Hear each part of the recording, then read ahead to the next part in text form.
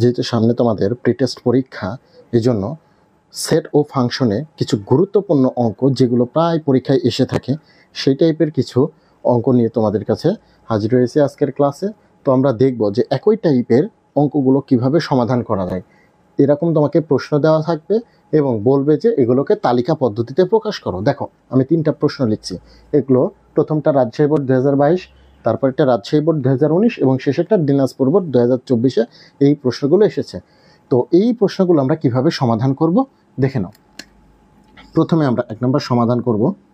এখানে কি দেওয়া আছে বলছে p = x belongs to n। n কি স্বাভাবিক সংখ্যা, ন্যাচারাল নাম্বার। ন্যাচারাল নাম্বার স্বাভাবিক সংখ্যা কোনগুলো? 1 2 3 4 5 6 এগুলো হচ্ছে স্বাভাবিক সংখ্যা, চলতেই থাকবে। আচ্ছা, এবং কি বলছে x² + x - 72 = কত? 0।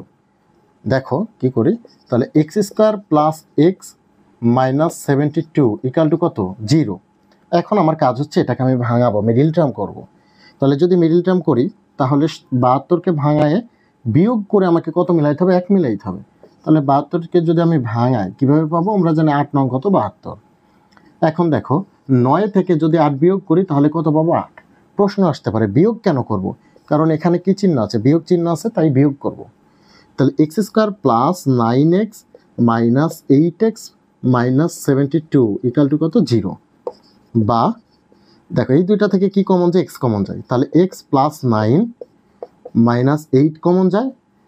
তাহলে এখানে কত পাবো? x প্লাস মানে তোমার হচ্ছে প্লাস 72কে যদি আমি 8 দ্বারা ভাগ দিই কত পাবো? 9 = 0। x + 9 x + 9 কমন, তাহলে x + 9 এখানে থাকবে x, এখানে কি থাকবে? -8 সমান 0। বা x + 9 = 0, x = কত? -9, আবার x - 8 = 0, x = কত? 8। এখন কথা আসতে পারে যে উত্তর কোনটা হবে? আমাকে যদি বলতো যে পূর্ণ সংখ্যার সেট, তখন আমি কি করতাম? মাইনাসটা নিতে পারতাম। এই ক্ষেত্রে আমরা মাইনাসটা গ্রহণযোগ্যতা পাবে না, মানে মাইনাসটা নিব না, কারণ আমাকে বলছে স্বাভাবিক সংখ্যা, মাইনাসটা স্বাভাবিক সংখ্যা নয়। তাহলে উত্তর কত হবে? x = 8। আচ্ছা, তাহলে এটাকে তালিকা পদ্ধতি কি? p = কত? 8। বুঝতে পারছো হয়তো?